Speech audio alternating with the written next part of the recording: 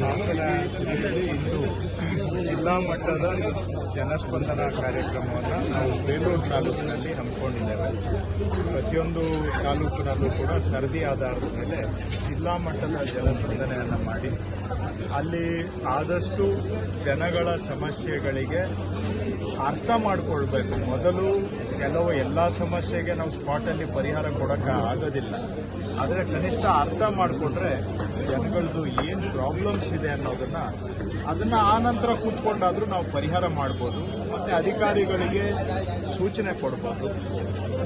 ಎಷ್ಟೋ ಬಾರಿ ಜನಗಳ ನಿಜವಾದ ಸಮಸ್ಯೆ ಏನು ಅನ್ನೋದೇ ನಮ್ಗಳಿಗೆ ಗೊತ್ತಿರೋದಿಲ್ಲ.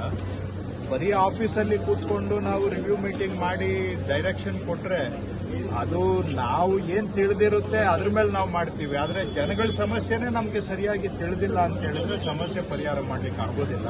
ಹಾಗಾಗಿ ಮುಖ್ಯ ಉದ್ದೇಶ ಜನಗಳ ಸಮಸ್ಯೆಗಳು ಏನು ಅನ್ನೋದನ್ನು ಅರ್ಥ ಮಾಡ್ಕೊಳ್ಳೋದು. ಎರಡನೇದು, ಅದರಲ್ಲಿ ಸಾಧ್ಯ ಆದಷ್ಟು ಪರಿಹಾರ ಕೊಡುವಂತಹದ್ದು. ಕೆಲವು ಪರಿಹಾರ ಕೊಡೋದಕ್ಕೆ ಆಗದೇ ಇರುವಂತಹದ್ದು ಕೂಡ ಇರಬಹುದು. ಆದರೂ ಕೂಡ ಜನ ಕನಿಷ್ಠ ಅವರಿಗೆ ನೇರವಾಗಿ ಜಿಲ್ಲಾ ಮಟ್ಟದಲ್ಲಿ ಅಧಿಕಾರಿಗಳಿಗೆ, ಮಂತ್ರಿಗಳ ಗಮನಕ್ಕೆ ತರೋದಕ್ಕೆ ಇದೊಂದು ಅವಕಾಶ.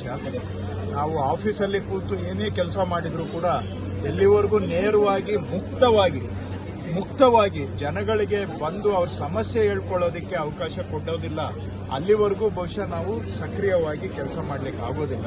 ಹಾಗಾಗಿ ಜಿಲ್ಲೆಯಲ್ಲಿ ನಾನು ಹೆಚ್ಚು ನಮ್ಮೆಲ್ಲ ಶಾಸಕರು, ಸಂಸದರು, ಅಧಿಕಾರಿಗಳ ಸಹಕಾರದಿಂದ ಹೆಚ್ಚಿನ ಆದ್ಯತೆಯನ್ನು ಜನಸ್ಪಂದನ ಕಾರ್ಯಕ್ರಮಕ್ಕೆ ಕೊಟ್ಟಿದ್ದೇವೆ. ಯಾಕೆಂದರೆ ಇಲ್ಲಿ ಯಾರೂ ಕೂಡ ಮಧ್ಯದಲ್ಲಿ ಪುಡಾರಿಗಳು, ಮಧ್ಯವರ್ತಿಗಳು ಯಾರಿಗೂ ಅವಕಾಶ ಇಲ್ಲದೆ ನೇರವಾಗಿ ಜನಗಳೇ ಅವರನ್ನ ಸಮಸ್ಯೆಯನ್ನು ಹೇಳ್ಕೊಳ್ಳಿಕ್ಕೆ, ಭೇಟಿ ಮಾಡಲಿಕ್ಕೆ ನಮ್ಮನ್ನು ಮುಕ್ತವಾಗಿ ಅವಕಾಶ ಕೊಟ್ಟಾಗ ಎಲ್ಲೋ ಒಂದಷ್ಟು ಕಡೆ ಆ ಪರಿಹಾರ ಮಾಡೋದಕ್ಕೆ ಆಗುವಂತಹ ಸಮಸ್ಯೆಗಳಿದ್ದು ಅಧಿಕಾರಿಗಳು ಬೇಜವಾಬ್ದಾರಿತನದಿಂದ ಸಣ್ಣ ಪುಟ್ಟ ಸಮಸ್ಯೆನೂ ಪರಿಹಾರ ಆಗ್ತಾ ಇಲ್ಲ ಅಂದರೆ ಇಲ್ಲಿ ಎಲ್ಲರ ಕಣ್ಣಿಗೂ ಕಾಣುತ್ತೆ. ಅದರಿಂದ ಅಧಿಕಾರಿಗಳು ಎಚ್ಚೆತ್ತುಕೊಂಡು ಮುಂದೆ ಆ ಥರ ಸಮಸ್ಯೆಗಳು ಬಾರದ ಹಾಗೆ ಪರಿಹಾರ ಮಾಡುವಂಥದ್ದು ಆಗ್ತದೆ.